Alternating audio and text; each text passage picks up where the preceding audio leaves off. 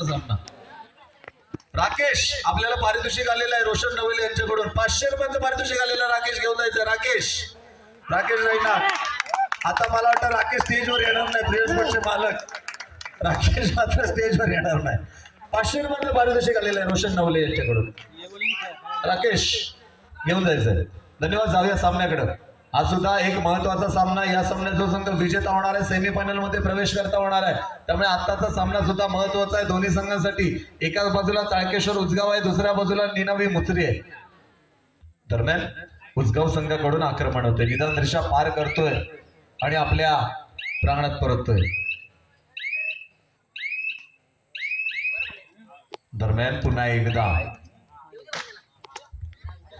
अथर्व चढाईसाठी सज्ज होतोय ना बघायला मिळतोय. अथर्व एक नावाजलेला खेळाडू आहे ज्याने कित्येक मैदान गाजवलेली आहेत. आणि चेतन मला वाटतं या ठिकाणी मैदानाच्या बाहेर झालेलं आहे. पहिल्या चढाईमध्ये चेतनला या ठिकाणी अटॅक केला जातोय आणि चेतन मैदानाच्या बाहेर. अथर्वची जबाबदारी वाढणार आहे.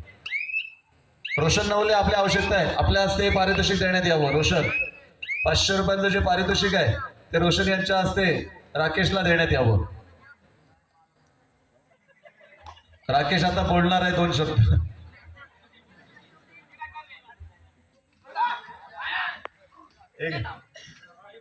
दरम्यान पुन्हा एकदा एक जबरदस्त सामना मागचा बघायला मिळाला होता. म्हणजे जो संघ आघाडीवर मध्यंतराला होता तो संघ पराभूत झालेला आहे. एक बोनस गुण आहे. दरम्यान पुन्हा एकदा अथर्व चढाईसाठी सज्ज होतोय. हा सुद्धा सामना अत्यंत महत्वाचा आहे. रनिंग अँड टच करण्याचा प्रयत्न केला जातोय आणि निश्चितपणे या ठिकाणी एक गुण प्राप्त होणार आहे. चेतन मैदानात येणार आहे आक्रमणासाठी सज्ज. हा सुद्धा सामना एक जबरदस्त सामना बघायला मिळतो. राकेश याला 500 रुपयांचं पारितोषिक रोशन नवले यांच्याकडून सुपूर्द करण्यात येत आहे. धन्यवाद. बक्षीस दात्यांचं सुद्धा धन्यवाद. राकेश 2 शब्द सांगणार आहे आपल्याला आपला खेळ कसा झालाय त्याबद्दल. 2 शब्द बोलायचे राकेश. चला पुन्हा एकदा निदान रेषा पार करतोय. एक बोनस गुण प्राप्त होतोय. पुन्हा एकदा चेतन. पहिल्या रेडमध्ये चेतनला बाद करण्यात यश मिळालं होतं. या ठिकाणी रनिंग अँड टच करण्याचा प्रयत्न आहे आणि बाद करतोय तो कोणाला? आशिषच्या बंधुराज सुशांत मैदानाच्या बाहेर जातो. आशिषवर जबाबदारी असणार आहे की आता एक आपला बंधुराज मैदानाच्या बाहेर आहे, त्याला आणणं गरजेचं आहे. कारण हा महत्वाचा सामना आहे. क्वार्टर फायनलचा सामना आहे. उपउपांत्यपूर्व फेरीचा सामना आहे. या सामन्यात जो संघ विजेता होणार आहे सेमीफायनल मध्ये प्रवेश करता होणार आहे. एक गुण पुन्हा एकदा.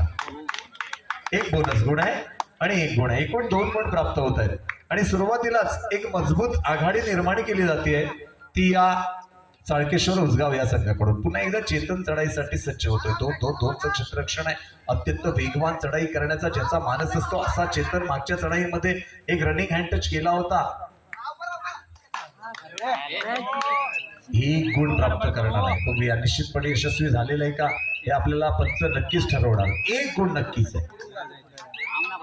राकेश मैदानाच्या बाहेर आहे. सुशांत मैदानाच्या बाहेर आहे. मार्कवा मैदानाच्या बाहेर आहे. स्टीवा मैदानाच्या बाहेर आहे. एक गुण आहे. पुन्हा एकदा चेतन चढाईसाठी सज्ज होताना बघायला मिळते. एक भारदस्त शरीर यष्टीचा चढाईपट्टू.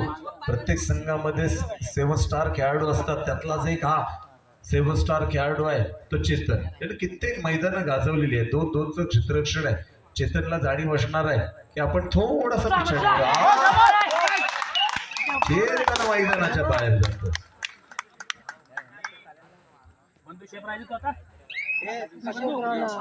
सुशांत मैदानात येतोय. एक गुण प्राप्त होतोय. पुन्हा एकदा 1 नंबर जर्सी परिधान केलेला हा खेळाडू अत्यंत छोटासा जरी असला तरी वेगवान चढाई करण्याचा ज्याचा मानस आहे असा खेळाडू चढाईसाठी सज्ज होताना बघायला मिळतोय. बघूया 2-2-2चं क्षेत्ररक्षण 6 विरुद्ध 1 आक्रमण करताना निदान रेषा पार करतोय आणि आपल्या प्रांगणात परततोय. अथर्व जाधव नावाजलेला खेळाडू आहे ज्याने कित्येक मैदानं गाजवलेली आहेत. 8 नंबर जर्सी परिधान केलेला अथर्व खेळाडू चढाईसाठी सज्ज होताना बघायला मिळतोय. 2-2-1चं क्षेत्ररक्षण असताना या ठिकाणी बघूया अथर्व.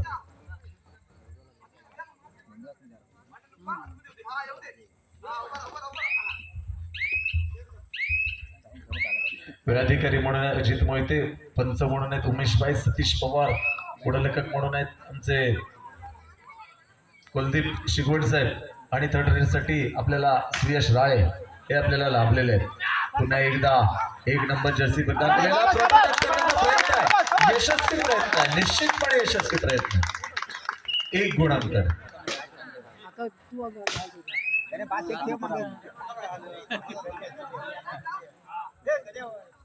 तिकडं फुगं कोण फोडतोय सीसीटीव्ही दिसतोय. उद्या त्याला या ठिकाणी दंड आकारण्यात येणार आहे. पुन्हा एकदा 2-2-2चं क्षेत्ररक्षण असताना अथर्व चढाईसाठी सज्ज होतो. अथर्वला जाणीव आहे की आता आपल्याला खेळ साजेसा खेळ करणं गरजेचं आहे, कारण चेतन मैदानाच्या बाहेर आहे. चेतनला मैदानात काही करून आणायचं आहे. आता बऱ्याचशा कालावधीनंतर आशिष मैदानात येतो, ज्याने कित्येक मैदानं गाजवलेली आहेत. मागच्या सामन्यात सुद्धा आशिषचा आपण खेळ बघितलेला होता. 2-2-1चं क्षेत्ररक्षण असताना त्या ठिकाणी बोनस ऑफ असणार आहे.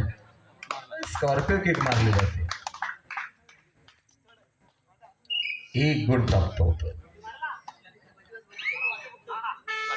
Four direct third red. आता मध्ये एखादं गुणांकन प्राप्त करणं गरजेचं आहे ते या खेळाडूला, अन्यथा मैदानाच्या बाहेर जावं लागणार. सुशांत कडून थोडीशी घाई होताना बघायला मिळते. 1 गुणांकन प्राप्त होत आहे. अरे बावलू, रेलिंग वर वतंबू नका, जरा मागवा. 3 दिवस रेलिंग ठेवायचं आम्हाला.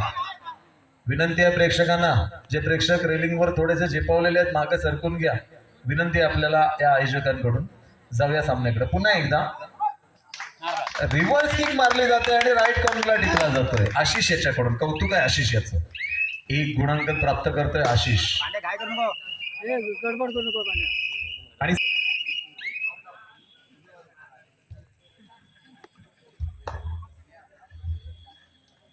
मध्यंतराला खेळ थांबतोय. गुणफल काय 9-5-5-9. आता मध्यंतरानंतर निर्णायक सत्राला सुरुवात होते. आता मात्र 4 गुणांनी पिछाडीवरचा संघ आहे, अर्थातच दिनवी मुत्री संघ. त्या मुत्री संघाने एक जोरदार खेळ करणं गरजेचं आहे.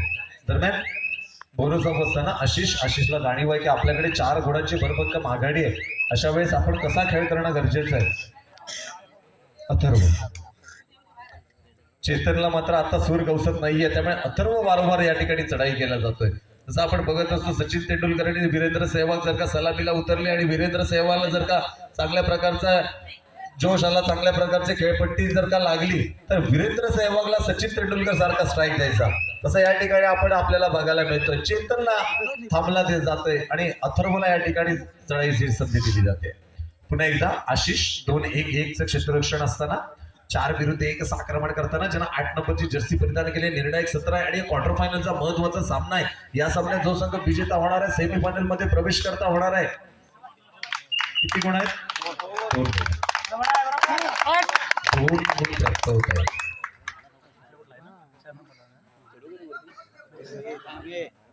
2-2-1-2चा फलक संघ असताना या ठिकाणी अथर्व चढाईसाठी सज्ज होताना बघायला मिळतोय. बघूया उपांत्यपूर्व फेरीचा सामना आहे, क्वार्टर फायनलचा सामना आहे. थोडीशी घाई होताना बघायला मिळते.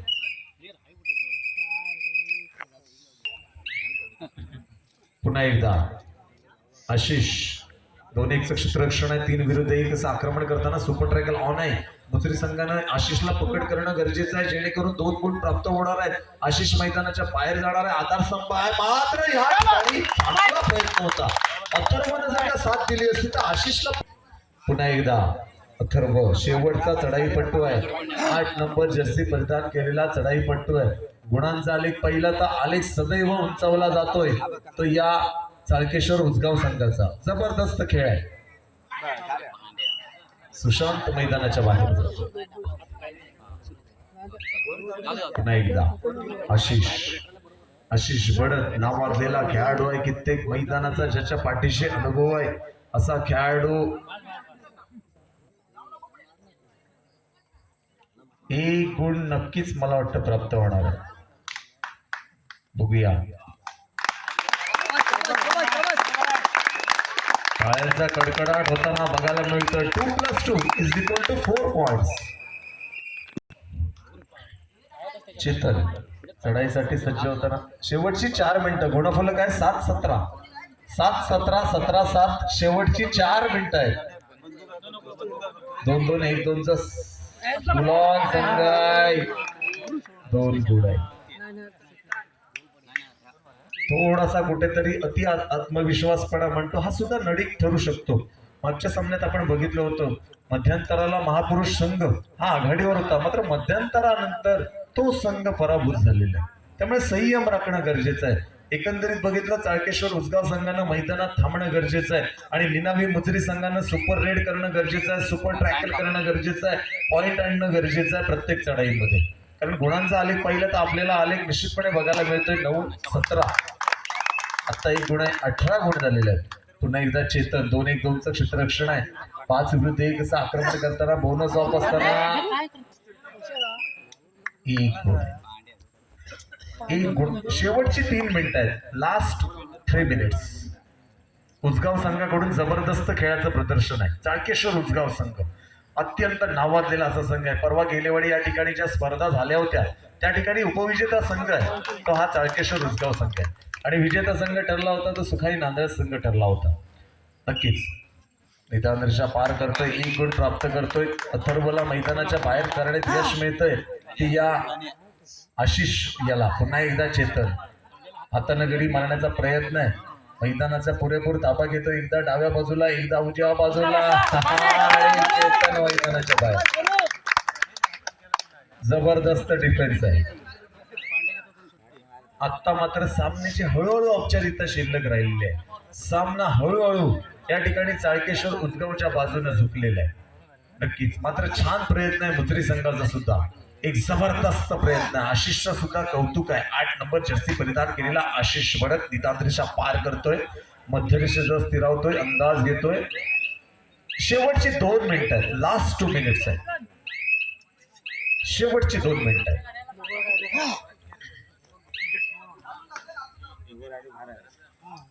पुन्हा एकदा 18 नंबर जर्सी परिधान केलेला हा खेळाडू शेवटची 2 मिनिटं असताना निदान रेषा पार करतोय.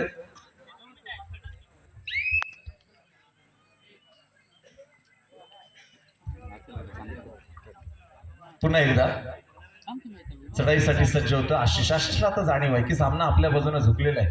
या सामन्यात जो संघ विजेता होणार आहे सेमीफायनल मध्ये प्रवेश करता होणार आहे. म्हणजे आत्ताचा सामना अत्यंत महत्वाचा होता. मात्र मुजरी संघाकडून थोडंसं अपयश मुजरी संघाला या ठिकाणी आलेलं आहे आणि त्याचा फायदा होतोय तो चाळकेश्वर उसगाव संघाला. निदान रेषा पार करतोय, मध्य रेषेजवळ स्थिरावतोय, अंदाज घेतोय संघाचं. 2-2-2चं क्षेत्ररक्षण. शेवटचं 1 मिनिट आहे. Last 1 minutes. काही सेकंदाचा खेळ शिल्लक आहे. आता मात्र भोंगा वाजलेला आहे. धोक्याचा इशारा झालेला आहे, धोक्याची सूचना झालेली आहे, धोक्याची घंटा झालेली आहे.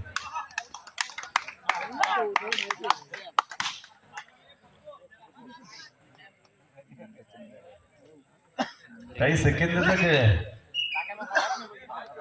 अशा प्रकारे लोअर डायरेक्ट आहे, थर्ड रेड आहे. एखादा गुणांक प्राप्त करणं गरजेचं आहे. दरम्यान ही मला वाटतं शेवटची लढाई निश्चितपणे असणार आहे. पण काही सेकंदाचा खेळ शिल्लक होता. अशा वेळेस आशिष चढाईसाठी सज्ज होताना बघायला मिळतो. चाळकेश्वर उसगाव संघाकडून आशिष. शेवटची चढाई आहे. थोड्याच वेळात सामना संपल्याची उद्घोषणा पंच हे निश्चितपणे करणार. कृपया गेटवरचे फुगे फोडू नका. आपली स्पर्धा 3 दिवस चालणार.